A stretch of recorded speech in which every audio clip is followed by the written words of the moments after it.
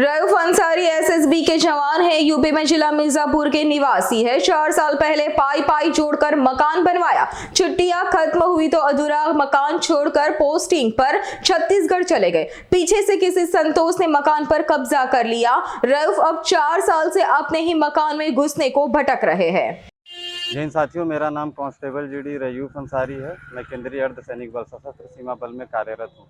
मैंने हलिया थाना क्षेत्र अंतर्गत देवरी बाजार में ज़मीन खरीदकर 2 कमरे के मकान का निर्माण किया था, जिसके प्लास्टर का काम बाकी था और मेरी छुट्टी ख़त्म हो गई थी और मैं वापस ड्यूटी ज्वाइन कर लिया। जिस दौरान संतोष कुमार नाम के स्थानीय दबंग ने सरंगाई बस मेरे घर पर कब्जा कर लिया।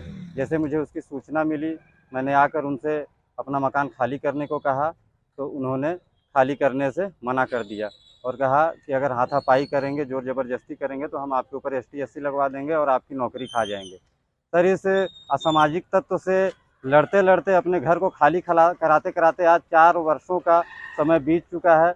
मैं परेशान और हताश हो चुका हूँ। उसने मेरे ऊपर मेरे घर में घुसने के पश्चात उल्टा मुकदमा चला रखा है। बताइए, मैं अपने ही घर में रहने के लिए मुकदमा लड़ूंगा?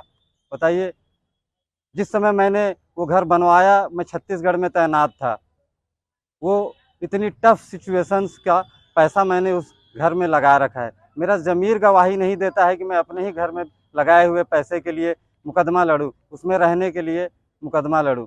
मैं अभी पिछले सोमवार को फिर यहाँ आया था, रिक्वेस्ट की थी, मीडिया के साथी बंधुओं के माध्यम से रोकर गिड़गिड़ाकर जो बन सका मुझसे उस तरीके से मैंने रिक्वेस्ट की, अपनी बात पहुंचाई, कहा कि मेरा घर खाली करा दीजिए, मेरा घर मुझे वापस दिला दीजिए।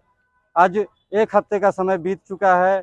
वो सरहंग, वो गुंडा आज भी खुलेआम हमारे सभ्य समाज में घूम रहा है, जबकि ऐसे असामाजिक तत्वों की जगह मेरे हिसाब से सलाखों के पीछे होनी चाहिए। मैं अकेला परेशान हूँ, आज यहाँ अकेला खड़ा हूँ। कल ये किसी के भी साथ हो सकता है, किसी के परिवार के साथ भी हो सकता है। आज मेरे साथ हुआ है, कल आपके साथ, कल किसी और के साथ, कल आपके और हमारे बच्चों के साथ हो सकता है।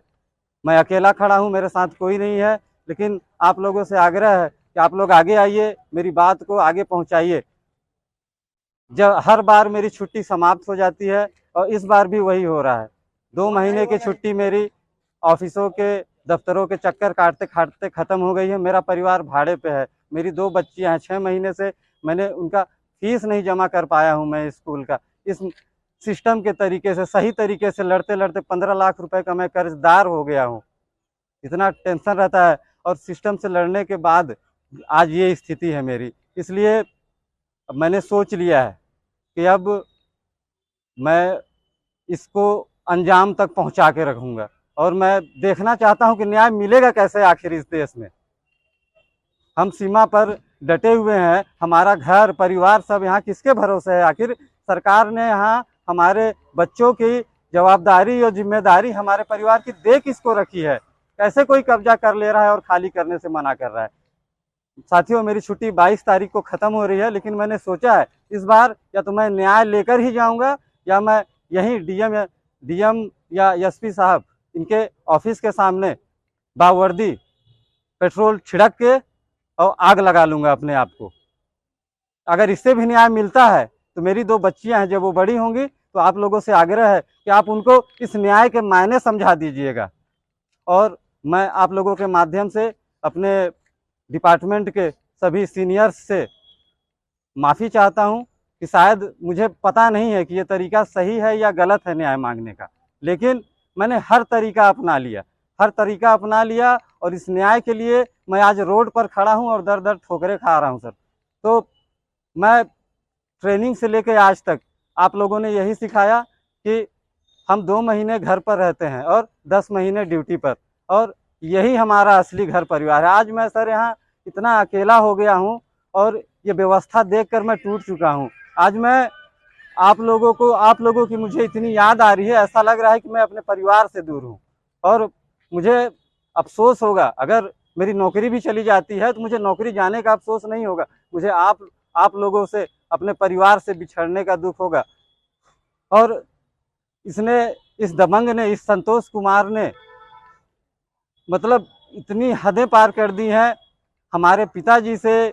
मतलब खुलेआम बाजार में ये कहना कि ऐसा फौजी हमने बहुत देखा है, फौजी माने क्या होता है हम देख लेंगे, कुछ नहीं कर पाएंगे। दौड़ा रहे हैं 4 साल से, 5 साल से, 20 साल, 40 साल दौड़ाएंगे, उसके बाद भी अपना मकान नहीं ले पाएंगे। तो साथियों, मैंने तो ठान लिया है कि मैं तो इसे बता के रहूँगा कि फौजी क्या होता है। और इस मुद्दे को, इस मसले को, इस मामले को मैं या तो वहाँ तक पहुँचा दूंगा कि इस सरहंग संतोष कुमार के केस को देखकर जितने भी और असामाजिक तत्व हमारे समाज में हैं, वो किसी फौजी या उसके परिवार के ऊपर जब भी नज़र उठाएं गलत तरीके से, नुकसान करने के तरीके से, किसी अपराध को करने के लिए, तो वो सोचें कि हमारा हाल भी संतोष कुमार की तरह होगा और हमारी जगह सलाखों के पीछे होगी। साथियों, मैं आप लोगों के माध्यम से आज ये इस कानून व्यवस्था से, इस पूरे सिस्टम से ये मांग करना चाहता हूँ कि 22 तारीख